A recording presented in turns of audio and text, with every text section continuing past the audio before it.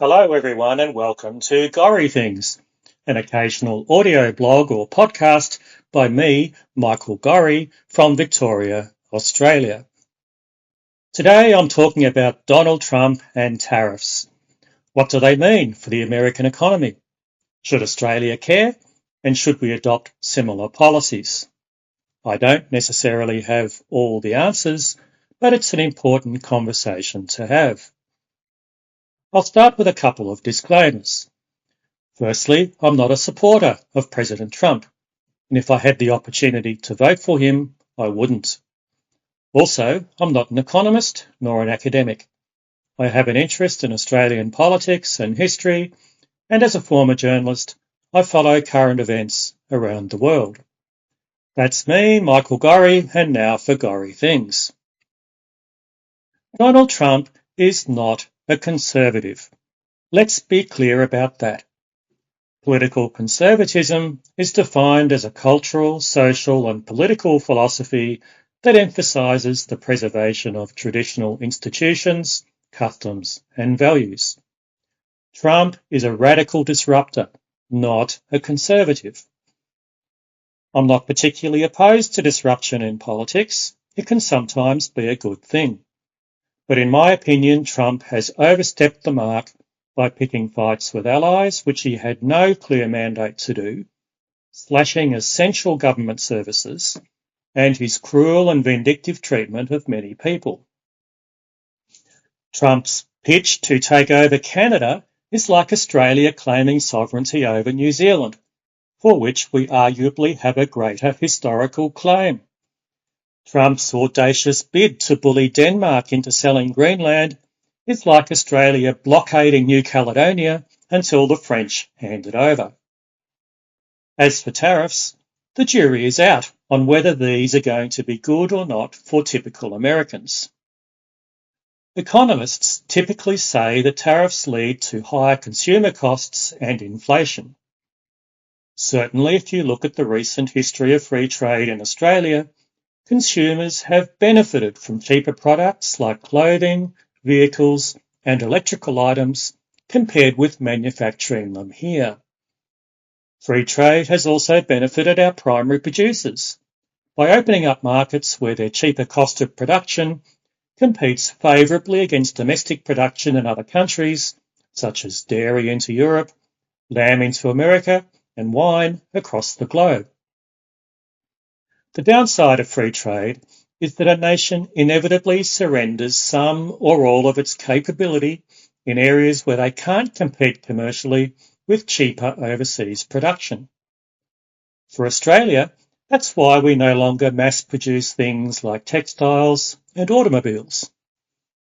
Another downside risk is that by depleting capability in manufacturing, we're exposed if a new war breaks out in our region. Australia ramped up manufacturing quickly in World War II, it's less likely we could do the same today. It's why governments have been keen to maintain defence manufacturing in Australia. It's why we required France to build submarines here. We've now outsourced the submarines to the United States while paying compensation to the French. Go figure. Another area of defence vulnerability is fuel refining.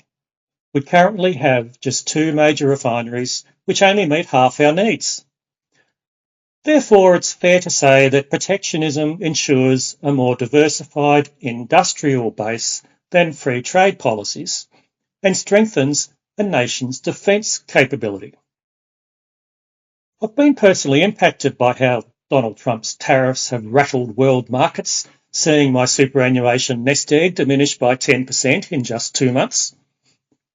I've seen some commentary out of the United States from people who support Trump.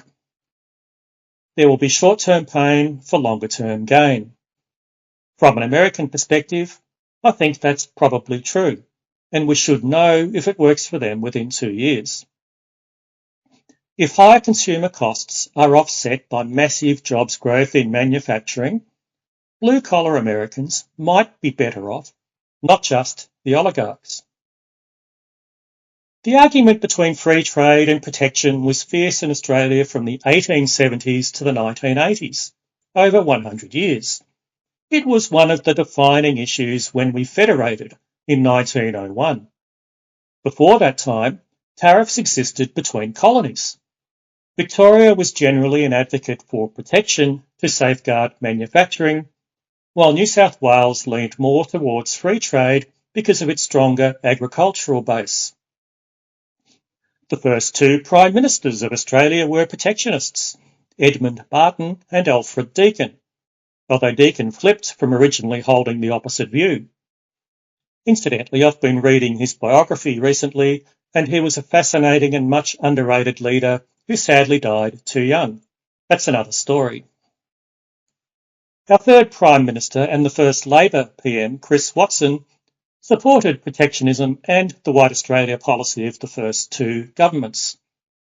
The first free trader to lead the country was George Reid in 1904 with a minority government, and his policies were mostly not implemented. One of the strongest advocates for protectionism in later years was John McEwen, known as Blackjack.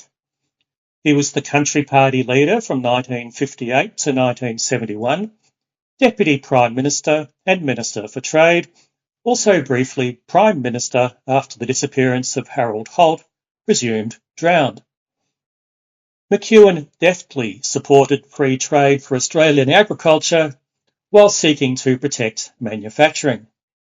This policy pragmatism faded from public view and political favour in the 1970s and 80s, despite an unlikely alliance emerging between fringe politicians such as Bob Katter and some unions.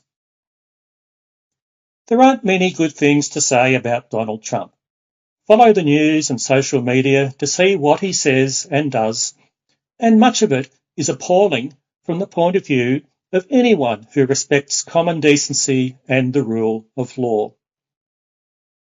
However, I'm not yet prepared to criticise him over his tariffs policy, except to note that it's erratic. Maybe after the 2nd of April, his so-called Liberation Day, it's worth another look, when reciprocal tariffs against countries including Australia are due to be introduced. Australia needs to be agile and measured in how we respond. I don't mind that we're now debating issues that have previously been bipartisan and largely silent for decades, such as trade, defence and immigration. However, it needs to be a respectful discussion with the national interest at its heart. That's probably too much to hope for in the age of social media and sound bites. I'm Michael Gorry, and you've been listening to Gorry Things.